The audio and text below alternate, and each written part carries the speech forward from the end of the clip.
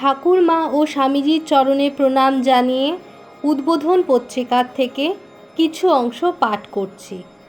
আজকের বিষয় মন তো আমারই, আমিই তো তাকে চালনা করছি। স্বামী সর্বপ্রিয়ানন্দ মহারাজ। মহারাজ এখানে এই সম্বন্ধে আমাদের কি বলেছেন আমরা শুনব। মহারাজ বলছেন, মন আপনার কথা শোনে। অর্থাৎ মহারাজ আমাদেরকে জিজ্ঞাসা করছেন, মন কি আমাদের কথা শোনে? মনের মধ্যে এই যে নিরন্তন ভাবনা, এই যে একটা নিরন্তন ভাবনা মনের মধ্যে সারাক্ষণ চলছে, চিন্তার স্রোত, উদ্দাম, ইচ্ছা বুদবুদের মতো উঠে আসছে, আপনার জীবনটাকে চালনা করছে। এরা সব আসছে কোথার থেকে? অর্থাৎ মহারাজ আমাদের জিজ্ঞেস করছেন যে আমাদের মধ্যে এই যে একটা নিরন্তর ভাবনা, চিন্তার স্রোত, ইচ্ছা বুদবুদের মতো উঠে আসছে, সবসময় একটা ইচ্ছা হচ্ছে, এটা খাবো, এটা করব, এটা পড়বো, এটা এরম থাকবো, একটা ইচ্ছা যে আমাদের হচ্ছে, আমাদের জীবনটা যে চালনা করছে, এরা সব কোথার থেকে আসছে? আরও মহারাজ বলছেন, কোথার থেকে একরাশ অন্ধকার ভাবনা এসে আপনাকে অবসাদে ডুবিয়ে দিচ্ছে। মাঝে মাঝে আমাদের অন্ধকার ভাবনা এসে আমাদেরকে অবসাদে ডুবিয়ে দেয়। এগুলো কোত্থেকে আসছে? আবার মহারাজ বলছেন, স্টাইরেন এক জায়গায় লিখেছেন কিভাবে একবার তিনি অবসাদে আত্মহননের চেষ্টা করেছিলেন।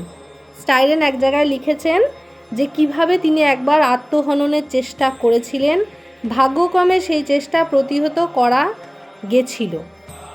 পরে মনোরোগের ওষুধে যখন স্টাইরেন ক্রমশ সুস্থ হয়ে উঠেছেন, তখন তার অবাক লাগছে, ভাবতেই পারছেন না কেন আত্মহত্যার কথা ভেবেছিলেন।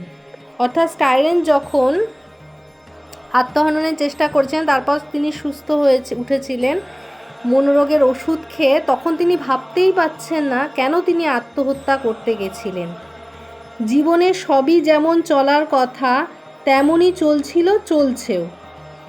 এক লহমায় কখন যে অন্ধকার কিছু ভাবনা এসে মৃত্যুর দিকে টেনে নিয়ে যাচ্ছিল তার মনকে মৃত্যুর দিকে টেনে নিয়ে যাচ্ছে।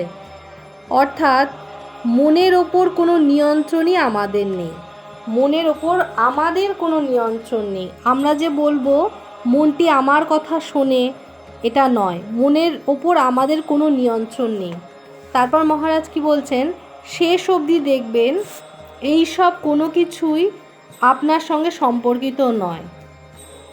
মায়া বলুন, ঈশ্বর বলুন, এসব তারই এক একটি অভিক্ষেপ মাত্র। জীবন নামক নাটকটি প্রতিনিয়ত অভিনীত হয়ে চলেছে চেতনার মঞ্চে।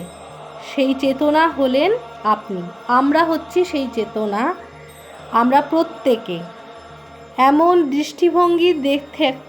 দৃষ্টিভঙ্গি থেকে যখন দেখতে শুরু করবেন, অর্থাৎ আমাদের দৃষ্টিভঙ্গিটা কিরম রাখতে বলছেন মহারাজ, জীবন নামক নাটকটি প্রতিনিয়ত অভিনীত হয়ে চলেছেন চেতনার মঞ্চে।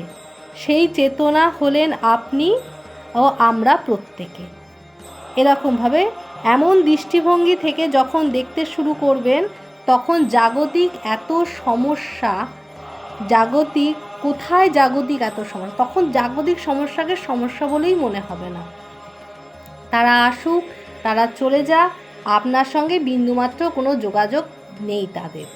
অর্থাৎ তখন আমাদের সঙ্গে কি মনে হবে, তার বিন্দুমাত্র সমস্যার কোনো যোগাযোগ নেই। একটা নাটক রঙ্গমঞ্চ, নাটক বলে জীবন নামক নাটকটি জীবনকে একটা নাটকের মতো দেখতে বলেছেন। আর সেই নাটক রঙ্গমঞ্চে চেতনা হলাম আমি বা আমরা।